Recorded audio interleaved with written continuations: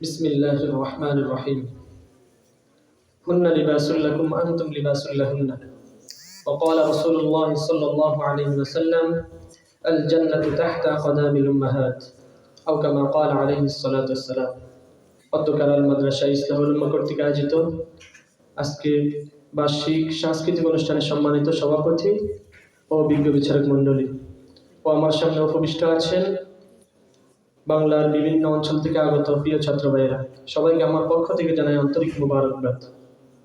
সর্বপ্রথম আমরা ওই মনিবের দরবারে একবার কালিমাতে শুকর আদায় করি, যিনি আমাদেরকে সুস্থ অবস্থায় এই মজলিসে বসার তৌফিক দান করেছেন। এই জন্য সবাই ওই মনিবের দরবারে একবার শুকর আদায় করি, সবাই বলি আলহামদুলিল্লাহ। প্রিয় সাথী ও বন্ধুগণ, আজকে আমি আমার বিষয় নির্ধারণ করে নিয়েছি ইসলামে নারীর অধিকার সম্পর্কে। উক্ত বিষয়ে কিছু আলোচনা করার চেষ্টা করব ইনশাআল্লাহ। আজ থেকে 5000 বছর পূর্বে পৃথিবীতে যখন নারীর অধিকার মান সম্মান বলতে কিছুই ছিল না, নারীদেরকে মনে করা হতো একটি অপবিত্র সৃষ্টি। এমনকি কন্যা সন্তান জন্ম হওয়া মাত্রই তাদেরকে জীবন্ত মাটিতে পুঁতে ফেলত। স্বামী ইচ্ছা করলে তার স্ত্রীকে বাদী হিসাবে বাজারে নিয়ে বিক্রি করে দিতে পারত। ঠিক এমনই এক করুণ মুহূর্তে অধিকার বঞ্চিত নারী জাতিকে যথাযথ অধিকার নিশ্চিত করতে এই ধারার বুকে আগমন করেন বিশ্বের মানবতার মুক্তির দূত মুহাম্মদ আরবি সাল্লাল্লাহু আলাইহি ওয়াসাল্লাম, যিনি নারী জাতিদেরকে লাঞ্ছনা বাঞ্ছনা এবং অপমানে ঘৃণ্যতা থেকে রক্ষা করে শ্রেষ্ঠত্বের সর্বোচ্চ শিখরে উন্নীত করে ঘোষণা করেন আল জান্নাতু তাহতা কদামিল উম্মাহাত, অর্থাৎ জান্নাত হচ্ছে মায়ের পায়ের নিচে। সাথে সাথে তাদের যথাযথ অধিকার নিশ্চিত করতে বিশ্ববাসীর সামনে নারীর অস্তিত্বের গুরুত্ব ও প্রয়োজনীয়তা সর্বস্তরে তুলে ধরে জানিয়েছেন ওয়া আশিরুহুন্না বিল মা'রুফ ফাইন কারিহতুমুহুন্না ফাআসা আন তাকরাহু শাইআন ওয়া ইয়াজআলুল্লাহু ফীহি খায়রান কাসীরা, অর্থাৎ তোমরা নারীদের সাথে সৎভাবে জীবনযাপন করো, অথবা তোমরা যদি তাদেরকে অপছন্দ করো তাহলে হয়তো তোমরা এমন একটি বস্তুকে অপছন্দ করেছে যার মধ্যে আল্লাহ তাআলা অনেক কল্যাণ রেখেছেন। তাই তো দেখা যায় হিন্দু ধর্মের মধ্যে যেখানে স্বামীর মৃত্যুর পর স্ত্রীর বেঁচে থাকার কোনো অধিকারই ছিল না, বরং সতীত্ব প্রমাণের জন্য স্বামীকে পোড়ানোর সাথে সাথে একই চিতায় উঠে আগুনে জাপ দিয়ে স্ত্রীকেও আগুনে জাপ দিয়ে আত্মাহুতি দিতে হতো। সেখানে ইসলাম নারীদের সাথে এই ধরনের অমানবিক অবিচার থেকে জোর বাধা দিয়ে ঘোষণা করেছেন হুন্না লিবাসুল লাকুম ওয়া আনতুম লিবাসুল লাহুন্না, তারা তোমাদের পোশাক পরিচ্ছদ, তোমরা তাদের পোশাক পরিচ্ছদ। প্রিয় সাথী ও বন্ধুগণ, এমনই ভাবে ইহুদি ধর্মে যেখানে নারীদেরকে পণ্যদ্রব্যের মধ্যে মনে করা হতো, এমনকি নারীদেরকে অবাধ বেচাকেনা বৈধ মনে করত, এরই সূত্রে ধরে বড়দের কাছ থেকে দাসত্বের মূল্য স্বরূপ নির্দিষ্ট একটি অর্থ গ্রহণ করা হতো। সেখানে ইসলাম নারীদের সাথে এই ধরনের অমানবিক অবিচার থেকে জোর বাধা দিয়ে ঘোষণা করেন হুন্না লিবাসুল লাকুম আনতুম লিবাসুল লাহুন্না, তারা তোমাদের পোশাক পরিচ্ছদ, তোমরাও তাদের পোশাক পরিচ্ছদ। লক্ষ্য করুন, পার্সিক ধর্মে যেখানে নিজের সাথে একাধিক স্ত্রী রাখার অনুমতি ছিল, এমনকি সেই ধর্মের অনুসারী সম্রাট পারভেজের ইতিহাস উল্টানে দেখা যায় তার একসাথে 12,000 স্ত্রী ছিল।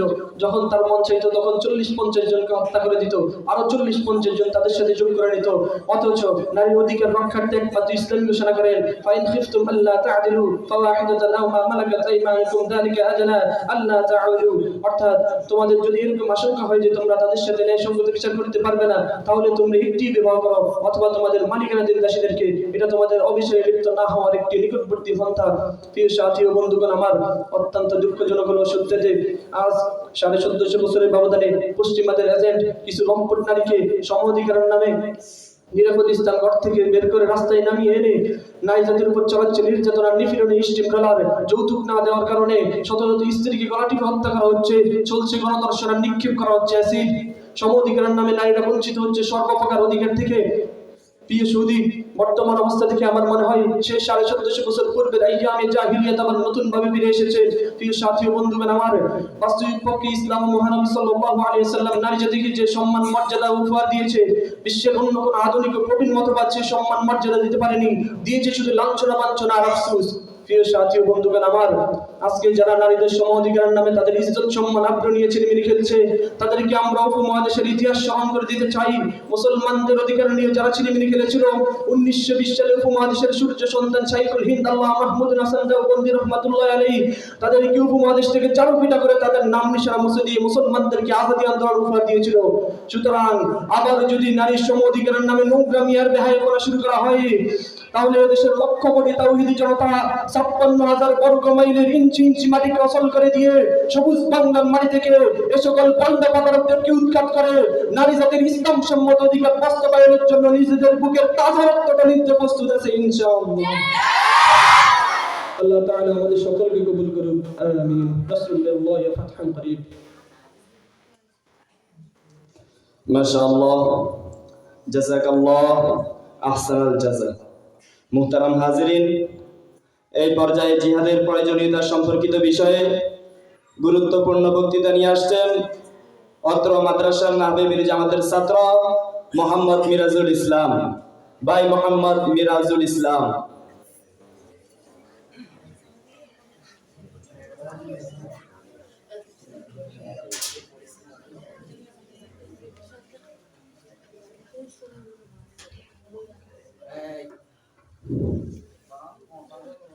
السلام عليكم ورحمة الله وبركاته. إن الحمد لله حامدا ونصلي على رسوله الكريم. أما بعد فأعوذ بالله من الشيطان الرجيم. بسم الله الرحمن الرحيم. أذن للذين يقاتلون بأنهم ظلموا وإن الله على نصرهم لقدير. وقال أيضا يا أيها النبي حرض المؤمنين على القتال. وقال رسول الله صلى الله عليه وسلم الجهاد ماضٍ إلى يوم القيامة. وقال رسول الله صلى الله عليه وسلم عليكم بالجهاد في سبيل الله فإنه باب من أبواب الجنة يذهب الله به الهم والغم. صدق الله مولانا العظيم. আলহামদুলিল্লাহ, অধ্যকার আল মাদ্রাসা ইসলাহুল উম্মাহ কর্তৃক আয়োজিত আজকের এই বাৎসরিক বক্তৃতা সেমিনারের সম্মানিত সভাপতি ও সুদক্ষ পরিচালক ও প্রিয় উপস্থিতি, আমরা সর্বপ্রথম ওই মহান রব্বুল আলামিনের নিকট শুকরিয়া আদায় করি যে মহান রব্বুল আলামিন আমাদেরকে আজকের এই এক বছর অতিবাহিত করার পর আজকের এই মহতি মজলিসে আসার অবসর তৌফিক দান করেছেন। এজন্য আমরা সকলে শুকরিয়া আদায় করি আলহামদুলিল্লাহ। প্রিয় উপস্থিতি, আজকে আমি আমার বিষয়বস্তু নির্ধারণ করে নিয়েছি জিহাদের প্রয়োজনীয়তা সম্পর্কে। আল্লাহ চাহিদা উক্তি বিষয়ের উপর সংক্ষিপ্ত কিছু কথা বলার চেষ্টা করবো ইনশাআল্লাহ। প্রিয় উপস্থিতি, বর্তমান সময় কিছু নামধারী মুসলমানরা পাশ্চাত্যের দালালি করে ইসলামের গুরুত্বপূর্ণ বিধান জিহাদ সম্পর্কে নেতিবাচক অপপ্রচার চালিয়ে ইসলামের অবিচ্ছেদ্য বিধান জিহাদকে সন্ত্রাসবাদের সাথে একাকার করে নবী করিম সাল্লাল্লাহু আলাইহি সাল্লামের মাদানী জিন্দেগিকে কটাক্ষ করে মুসলমানদের হৃদয়কে ফলবিক্ষেপ করে দিয়েছে। তারা আজকে গণতন্ত্রকে জিহাদের ইসলাম বিশুদ্ধ করে জনগণকে গোমরাহির দিকে নিয়ে যাচ্ছে। অথচ প্রকৃত জিহাদ হলো খোদার জমিনে খোদার দ্বীনকে কায়েম করার অন্যতম এক হাতিয়ার। প্রিয় উপস্থিতি, মক্কার ইতিহাস সাক্ষী দীর্ঘ 13 বছর পর্যন্ত মক্কার কাফের মুশরিক বেঈমানরা নবী করিম সাল্লাল্লাহু আলাইহি সাল্লামকে অকথ্য নির্যাতন করেছে, হত্যার চেষ্টা করেছে। তাইফের অভিশপ্তরা আল্লাহর নবী সাল্লাল্লাহু আলাইহি সাল্লামের সর্বাঙ্গ রক্তরঞ্জিত করেছে। তবুও দয়ার নবী, মায়ের নবী, উম্মতের পেয়ারা নবী উম্মতের জন্য হেদায়েত দোয়া করেছেন। তিনি বলেছেন আল্লাহুম্মা গফির লিকওমি ফাইন্নাহুম লা ইয়ালামুন। মুহতারাম হাজিরিন, সাহাবায়ে কেরাম রাদিয়াল্লাহু তাআলা আনহুম যখন কাফেরদের অত্যাচার সহ্য করতে না পেরে রাহমাতুল লিল আলামিন সাল্লাল্লাহু আলাইহি সাল্লামের নিকট এসে প্রতিরোধের সুযোগ চাইলেন, তখন নবী করিম সাল্লাল্লাহু আলাইহি সাল্লাম স্পষ্ট ভাষায় বলে দিলেন ইন্নী উমিরতু বিল আফি ফালা তুকাতিলু, ইন্নী উমিরতু বিল আফি ফালা তুকাতিলু। আমি ক্ষমা করতে আদিষ্ট হয়েছি, সুতরাং প্রতিরোধের কোনো সুযোগ নেই। পরিশেষে দীর্ঘ 13 বছর পর আল্লাহ তাআলা জিহাদের আয়াত ঘোষণা করেন। তিনি বলেন উযিনা লিল্লাযীনা ইয়াকাতালুনা বিআন্নাহুম যুলিমু ওয়া ইন্নাল্লাহা আলা নাসরিহিম লাকাদির। যাদের সঙ্গে যুদ্ধ করা হচ্ছে তাদেরকে অনুমতি দেওয়া যাচ্ছে তারা নিজেদের প্রতিরক্ষার্থে যুদ্ধ করতে পারে, যেহেতু তার প্রতি জুলুম করা হয়েছে। প্রিয় উপস্থিতি, আল্লাহ তাআলা নবী করিম সাল্লাল্লাহু আলাইহি সাল্লামকে স্পষ্ট ভাষায় জানিয়ে দিলেন, হে আমার হাবিব, এখন আর কাফের মুশরিক বেঈমানদের নাস্তিকদের অত্যাচার সহ্য করার সময় নেই। এখন সময় হয়েছে যদি ইসলাম ও মুসলমানদের উপর কোন আঘাত আসে তাহলে সেই আঘাতের পাল্টাঘাত করে খোদার জমিন খোদার দ্বীনকে বিজয়ী আদর্শ রূপে প্রতিষ্ঠা করা। এজন্য আমরা নবী করিম সাল্লাল্লাহু আলাইহি সাল্লামের মাদানী জিন্দেগির দিকে লক্ষ্য করে দিতে পাই। নবী করিম সাল্লাল্লাহু আলাইহি সাল্লাম মাত্র 10 বছরে 27টি যুদ্ধে সশরীরে অংশগ্রহণ করে জিহাদের নেতৃত্ব দিয়েছেন। সর্বমোট 100টির বেশি জিহাদের নেতৃত্ব দিয়ে মদিনার মাটিতে সর্বপ্রথম জিহাদের জান্নাতকে সমুন্নত করেছেন। আজকে যারা গণতন্ত্রকে জিহাদের ইসলাম বিশুদ্ধ বানিয়ে জনগণকে গোমরাহির দিকে নিয়ে যাচ্ছে, আজকে যারা জিহাদ অবজ্ঞা করে ইসলামের অকথ্য বিধান জিহাদকে তুচ্ছ-তাচ্ছিল্য করছে, আজকে যারা বলে বেড়াচ্ছে আমাদের জিহাদের প্রয়োজনীয়তা নাই, আমরা এমদাদের স্বাধীন, আমরা তাদেরকে স্পষ্ট ভাষায় জানিয়ে দিতে চাই যদি জিহাদের প্রয়োজনীয়তা না থাকতো তাহলে নবী করিম সাল্লাল্লাহু আলাইহি সাল্লাম কখনো বলতেন না আল জিহাদু মাযি ইলা ইয়াউমিল কিয়ামাহ, জিহাদ কিয়ামত পর্যন্ত অব্যাহত থাকবে। যদি জিহাদের প্রয়োজন না থাকতো তাহলে নবী করিম সাল্লাল্লাহু আলাইহি সাল্লাম বলতেন না আলাইকুম বিল জিহাদি ফি সাবিলিল্লাহ ফাইন্নাহু বাবুন মিন আবওয়াবিল জান্নাতি ইয়াযহাবু আল্লাহু বিল হাম্মি ওয়াল গাম্মা। তোমাদের উপর আল্লাহর রাস্তায় জিহাদ করা আবশ্যক। কেননা আল্লাহর রাস্তায় জিহাদ করা এটি জান্নাতের একটি দরজা বিশেষ। নিশ্চয় আল্লাহ তাআলা এর মাধ্যমে তোমাদের দুঃখ কষ্ট দূর করে দিবেন। যদি জিহাদের প্রয়োজনীয়তা না থাকতো তাহলে আজকে আমরা এই হাদিস শুনতাম না।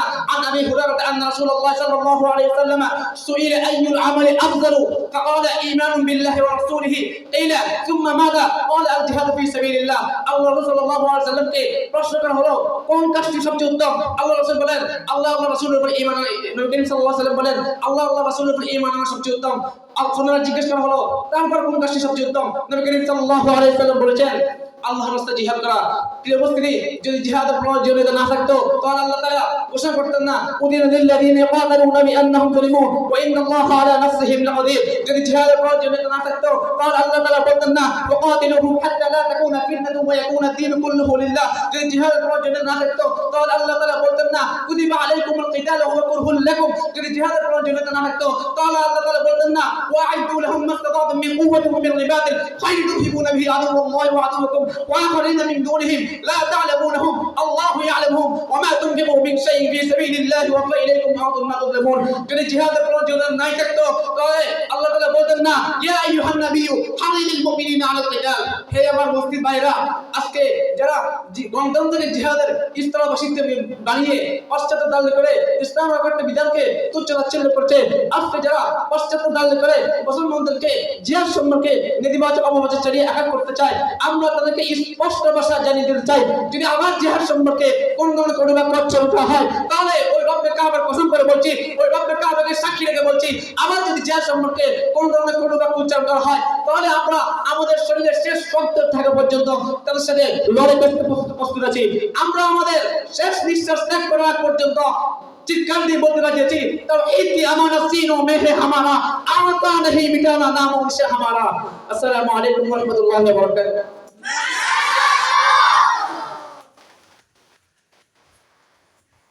মাশাআল্লাহ, জাযাকাল্লাহু খাইরান।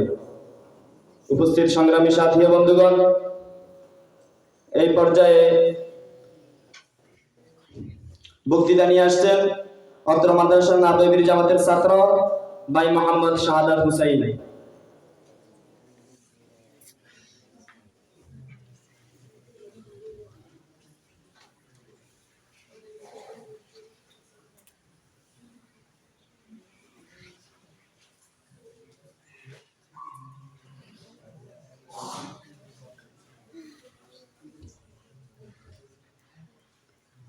السلام عليكم ورحمة الله وبركاته.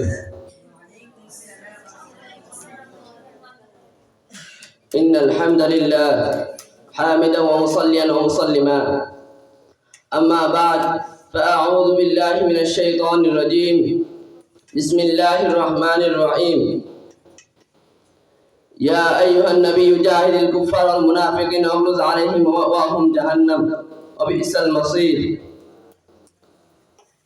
সাদাকাল্লাহুল আযীম। অধ্যকার আল মাদ্রাসা ইসলাহুল উম্মাহ কর্তৃক আয়োজিত আজকের এই বাৎসরিক প্রতিযোগিতা অনুষ্ঠানের সম্মানিত সভাপতি ও সুযোগ্য পরিচালক ও আমার সামনে উপবিষ্ট আছেন বাংলার প্রত্যন্ত দূর দূরান্ত অঞ্চল থেকে আগত আমার আলিম প্রিয় ছাত্র ভাইরা, আমরা সকলে মহান রব্বুল আলামিনের দরবারে কৃতজ্ঞতা আদায় করি যে মহান রব্বুল আলামিন আমাদেরকে আজকে এই অনুষ্ঠানে আসার এবং বসার তৌফিক দান করেছেন। সকলে বলি আলহামদুলিল্লাহ। প্রিয় উপস্থিতি, আজকে আমার আলোচ্য বিষয় হচ্ছে শাতেমে রাসূল সাল্লাল্লাহু আলাইহি ওয়াসাল্লাম। আল্লাহ চাইলে উক্ত বিষয়ের উপর কিঞ্চিত আলোকপাত করার চেষ্টা করব ইনশাআল্লাহ। প্রিয় উপস্থিতি, কাফের শব্দের আবিধানিক অর্থ হলো অস্বীকারী। পরিভাষায় কাফের বলা হয় যে ব্যক্তি শরীয়তের সুস্পষ্ট কোনো বিধান যেমন নামাজ, রোজা, হজ, যাকাত ইত্যাদি কোনো একটিকে অস্বীকার করবে সে কাফের। তবে অস্বীকার না করে এমনি কিন্তু করলে সে কাফের হবে না, বরং সে ফাসিক হবে এবং এর জন্য শাস্তি ভোগ করতে হবে। আর মুরতাদ শব্দের আবিধানিক অর্থ হলো নিজ ধর্ম ত্যাগকারী। পরিভাষায় মুরতাদ বলে যে ব্যক্তি ঈমান ও ইসলাম পরিত্যাগ করে সে মুরতাদ বলে সাব্যস্ত হবে। মুরতাদ দুই ভাবে হতে পারে। এক নম্বর, সরাসরি ইসলাম ধর্ম পরিত্যাগ করে অন্য কোনো ধর্ম যেমন ইহুদি, খ্রিস্টান, হিন্দু, বৌদ্ধ ইত্যাদি ধর্ম গ্রহণ করা। দুই নম্বর, সরাসরি ইসলাম ধর্ম পরিত্যাগ না করে এমন কিছু আকীদা, বিশ্বাস, আচার আচরণ, কথাবার্তা করা যা কোরআনের মৌলিক বিধানকে অস্বীকার করার সমপর্যায়ে পড়ে। মুরতাদ হওয়ার কয়েকটি উদাহরণ: এক নম্বর, যদি কোনো ব্যক্তি ইসলামের মৌলিক কোন আকীদা যেমন আল্লাহ তাআলা রাসূলগণ কোরআন হাদিস ইত্যাদি এর কোনো একটিকে অস্বীকার করে সে মুরতাদ বলে সাব্যস্ত হবে। 2, যদি কোনো ব্যক্তি ইসলাম সম্পর্কে কটূক্তি করে বা নবী করিম সাল্লাল্লাহু আলাইহি সাল্লামকে নিয়ে ব্যঙ্গ করে সে মুরতাদ বলে সাব্যস্ত হবে। 3, যদি কোনো ব্যক্তি আল্লাহ তাআলা কিংবা তার কোনো বিধানকে নিয়ে কটূক্তি করে বা তার কোনো বিধানকে নিয়ে সমালোচনা করে সে মুরতাদ বলে সাব্যস্ত হবে। এমনইভাবে আরো বহু এমন কাজ রয়েছে যেগুলো দ্বারা মানুষ মুরতাদ বা কাফের হয়। এমনইভাবে যারা আল্লাহ তাআলার কোরআনের কিছু অংশ মানে এবং কিছু অংশ মানে না তারা কাফের।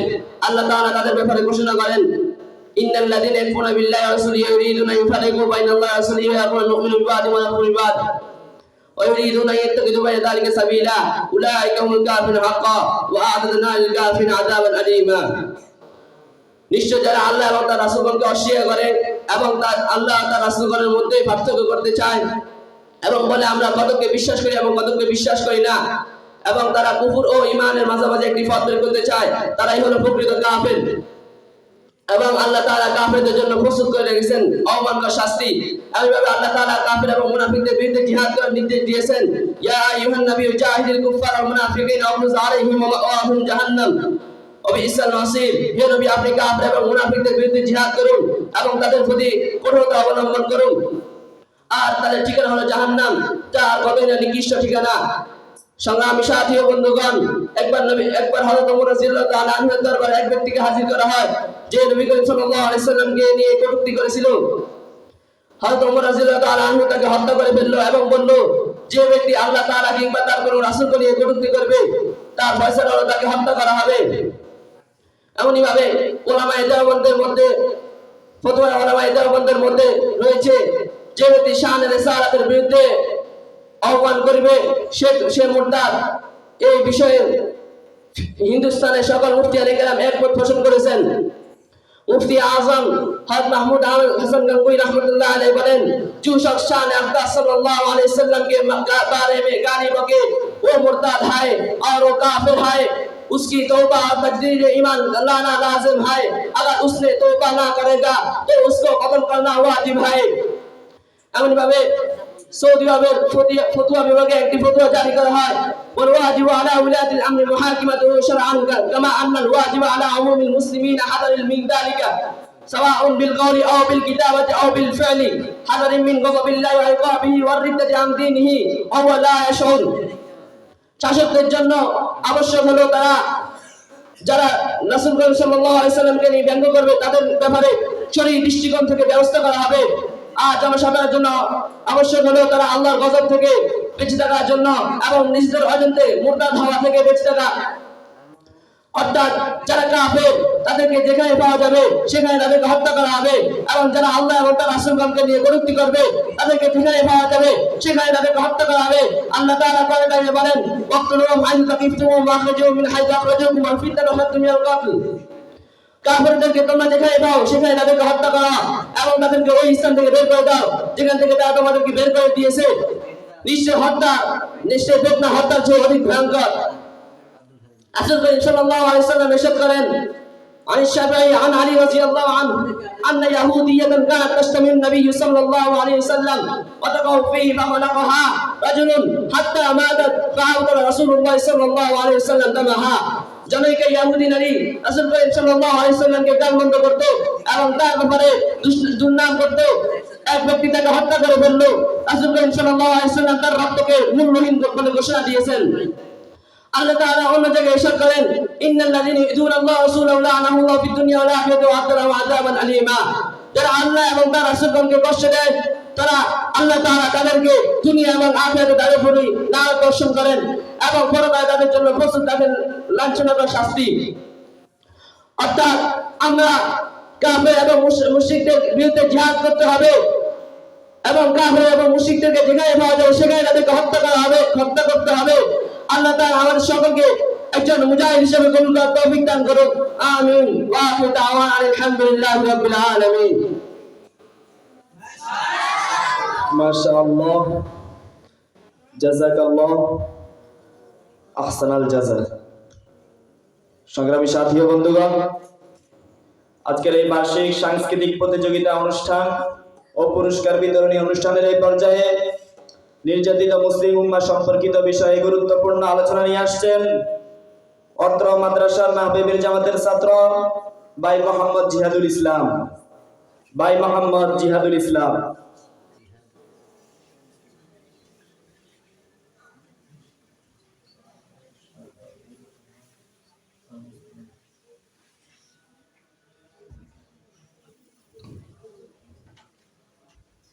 السلام عليكم ورحمة الله وبركاته. إن الحمد لله حامدا ونصلي على رسوله الكريم. أما بعد فأعوذ بالله من الشيطان الرجيم. بسم الله الرحمن الرحيم. وقاتلوهم حتى لا تكون فتنة ويكون الدين كله لله. وقال رسول الله صلى الله عليه وسلم: إذا تركتم الجهاد فسلط الله عليكم الذلة. صدق الله العظيم. অধ্যকার আল মাদ্রাসা ইসলাহুল উম্মাহ রহমাতনগর কর্তৃক আয়োজিত আজকের এই সেমিনারের সম্মানিত সভাপতি ও সুযোগ্য পরিচালক ও আমার সামনে উপস্থিত রয়েছেন বাংলার দূর দূরান্ত অঞ্চল থেকে ছুটে আসা আলেম পিপাসু ছাত্র ভাইরা, আমরা সকল ওই মহান রব্বুল আলামিনের শুকরিয়া জ্ঞাপন করি যে মহান রব্বুল আলামিন আমাদেরকে এই অনুষ্ঠানের মধ্যে আসার বসার এবং কিছু কথা শোনার তৌফিক দান করেছেন। এই জন্য সকলে শুকরিয়া আদায় করি, বলি আলহামদুলিল্লাহ। প্রিয় সুধী, আজকে আমার বিষয়বস্তু হলো নির্যাতিত মুসলিম উম্মাহ। উক্ত বিষয়ের উপর সময়ের সংক্ষেপে কিঞ্চিত আলোকপাত করার চেষ্টা করব ইনশাআল্লাহ। প্রিয় সুধী, বর্তমানে পৃথিবীর মধ্যে দুইটি প্ল্যাটফর্ম রয়েছে, একটি জালেমের আরেকটি মাজলুমের, একটি অত্যাচারীর আরেকটি অত্যাচারীদের। এক পক্ষে ইসলাম আর অন্য পক্ষে কুফরি শক্তি। পৃথিবীর মানচিত্র আজ মুসলমানের রক্তে রঞ্জিত। মানচিত্রের যে প্রান্তে তাকান না কেন দেখতে পাবেন মুসলিমদের আর্তনাদ ভেসে আসছে। তারা চিৎকার দিয়ে বলছে, রব্বানা আখরিজনা মিন হাযিহিল ক্বরিয়াতিয যালিমি আহলুহা। হে আমাদের রব, আমাদেরকে এই জনপদ থেকে মুক্তি দান করুন। প্রিয় সুধী, মুসলমানদের চিরশত্রু ইহুদি, খ্রিস্টান, হিন্দু এরা বিভিন্ন ধর্ম হওয়া সত্ত্বেও মুসলমানদেরকে ধ্বংস করার জন্য এক হয়ে গেছে। কিন্তু আমরা মুসলিম জাতি মাত্র একটা ধর্ম হওয়া সত্ত্বেও আমরা নিজেদের মাঝে ঐক্য গড়ে তুলতে পারি নাই। আমাদের পরাজয়ের প্রথম কারণ আমাদের শক্তি কম বলে নয়, আমাদের সংখ্যা কম বলে নয়, বরং আমাদের ঐক্য এবং আল্লাহর ভয় কমে যাওয়া বলে। কেননা মানুষ যতটা ইসলাম থেকে দূরে গেছে ততটাই হারিয়েছে শক্তি, ততটাই হারিয়েছে ঐক্য, ততটাই হারিয়েছে নেতৃত্ব। অথচ আল্লাহ পাক কোরআনে কারীমের মধ্যে বলেন, ওয়াতাসিমু বিহাবলিল্লাহি জামিআন ওয়া লা তাফাররাকু। তোমরা ঐক্যবদ্ধ থাকো, কখনো বিভক্ত হইও না। ইতিহাস সাক্ষী, যখন এই মুসলমানরা বিভক্ত হয়েছে তখন এই কুফরি শক্তি তাদের উপর ঝাঁপিয়ে পড়েছে। প্রিয় সুধী, আজ মুসলমানদের এই পরিমাণ করুণ পরিণতি যে স্বামীর সামনে তার স্ত্রীকে ধর্ষণ করা হচ্ছে, স্ত্রীর সামনে তার স্বামীকে জবাই করা হচ্ছে, ভাইয়ের সামনে তার বোনকে ধর্ষণ করা হচ্ছে, বোনের সামনে তার ভাইকে হত্যা করা হচ্ছে, কিন্তু প্রতিবাদ করার মতো কেউ নাই। অপরদিকে তাকিয়ে দেখেন, আজ যদি আপনি একজন হিন্দু খ্রিস্টানের গায়ে হাত তোলেন তাহলে সারা পৃথিবীর অমুসলিমরা তার প্রতিবাদে খেপে উঠবে। আজ আমাদের এই করুণ পরিণতি হওয়ার একটাই কারণ যে আমরা আল্লাহ তাআলার বিধান জিহাদকে ছেড়ে দিয়েছি। কারণ আল্লাহ পাক কোরআনে কারীমের মধ্যে বলেন, ইয়া আইয়ুহান নাবিয়্যু জাহিদিল কুফফারা ওয়াল মুনাফিকিন ওয়াগলুজ আলাইহিম ওয়া মাওয়াহুম জাহান্নাম ওয়া বিসাল মাসীর। হে নবী, কাফেরদের সাথে যুদ্ধ করুন এবং তাদের সাথে কঠোরতা অবলম্বন করুন, তাদের ঠিকানা দোজখ এবং তা হলো নিকৃষ্ট ঠিকানা। অন্যত্র আল্লাহ তাআলা বলেন, ওয়াকাতিলুহুম হাত্তা লা তাকুনা ফিতনাতুন ওয়া ইয়াকুনা ad-দীন কুল্লুহু লিল্লাহ। তোমরা তাদের সাথে জিহাদ করতে থাকো, তোমরা তাদের সাথে জিহাদ করতে থাকো যতক্ষণ না ফিতনা খতম হয়ে যায়। অন্যত্র আল্লাহ তাআলা বলেন, কুতিবা আলাইকুমুল কিতাল ওয়া হুয়া কুরহুল লাকুম। তোমাদের প্রতি যুদ্ধ ফরজ করা হয়েছে। অন্য আয়াতে আল্লাহ তাআলা বলেন, ওয়াজাহিদু বিল্লাহি হাক্কা জিহাদি। তোমরা আল্লাহর পথে জিহাদ করো যেভাবে জিহাদ করা উচিত। প্রিয় সুধী, নবী করিম সাল্লাল্লাহু আলাইহি ওয়াসাল্লাম জিহাদের গুরুত্ব বুঝতে গিয়ে নিজের আগমনের কথা এইভাবে বলেছেন যে, ইন্নামা বুইতু বিস-সাইফি। নিশ্চয় আমাকে তরবারি দিয়ে প্রেরণ করা হয়েছে। সুপ্রিয় উপস্থিতি, নবী করিম সাল্লাল্লাহু আলাইহি ওয়াসাল্লাম সাহাবায়ে কেরামদেরকে জিহাদের প্রতি উৎসাহিত করেছেন। তিনি নিজেও জিহাদে অংশগ্রহণ করেছিলেন। তিনার জামানায় এমন করে হিজরি অতিবাহিত হয়নি যার মধ্যে জিহাদ সংগঠিত হয়নি। সুতরাং তাহলে আমি আপনাকে জিহাদকে অপছন্দ করব। আমার হাদিসের কিতাবের মধ্যে বর্ণিত আছে, আন আনাস বিন নবী সাল্লাল্লাহু আলাইহি ওয়াসাল্লাম ক্বালা জাহিদুল মুশরিকিনা বিআমওয়ালিকুম ওয়া আনফুসিকুম ওয়া আলসিনাতিকুম। হযরত আনাস রাদিয়াল্লাহু তাআলা আনহু থেকে বর্ণিত, তিনি বলেন নবী করিম সাল্লাল্লাহু আলাইহি ওয়াসাল্লাম বলেছেন, যখন নবী করিম সাল্লাল্লাহু আলাইহি ওয়াসাল্লাম বলেছেন মুশরিকদের সাথে তোমরা নিজেদের জান মাল জবান দিয়ে জিহাদ করো, এবং নবী করিম সাল্লাল্লাহু আলাইহি ওয়াসাল্লাম বলেছেন ইযা তারাকতুমুল জিহাদ ফাসাল্লাল্লাহু আলাইকুমুজ জিল্লাহ, যখন তোমরা জিহাদকে ছেড়ে দিবে তখন তোমাদেরকে জিল্লাতের শেষ সীমায় পৌঁছে দেওয়া হবে। সুতরাং এই জিল্লাত তথা লাঞ্ছনা বঞ্চনা থেকে বাঁচতে হলে আমাকে আপনাকে জিহাদ আঁকড়ে ধরতে হবে, এবং জিহাদের জন্য সর্বপ্রথম যেই জিনিসের প্রয়োজন তা হচ্ছে ইলম। তাই আমাকে এবং আপনাকে ইলমের প্রতি অধিক মনোযোগী হতে হবে এবং নিজেকে দুনিয়ার বড় বড় ফিতনা ফাসাদ ইত্যাদি থেকে বাঁচানোর জন্য ইলমের গভীরতা অর্জন করতে হবে। তাই আল্লাহ পাক আমাদেরকে উক্ত বিষয়ের উপর আমল করার তৌফিক দান করুক। নাসরুম মিনাল্লাহি ওয়া ফাতহুন করিম। আসসালামু আলাইকুম ওয়া রাহমাতুল্লাহি ওয়া বারাকাতুহু। মাশাআল্লাহ, মারহাবা। প্রিয় সুধী, এই পর্যায়ে আমরা হেদায়েতুন নাহু জামাতের বক্তৃতা প্রতিযোগিতা আরম্ভ করতে যাচ্ছি। এই পর্যায়ে আপনাদের সম্মুখে রাসূলুল্লাহ সাল্লাল্লাহু আলাইহি ওয়াসাল্লামের জিহাদি জিন্দেগি সম্পর্কে বক্তব্য নিয়ে আসছেন অত্র মাদ্রাসার হেদায়েতুন নাহু জামাতের ছাত্র ভাই মোহাম্মদ কামরুল ইসলাম। ভাই মোহাম্মদ কামরুল ইসলাম।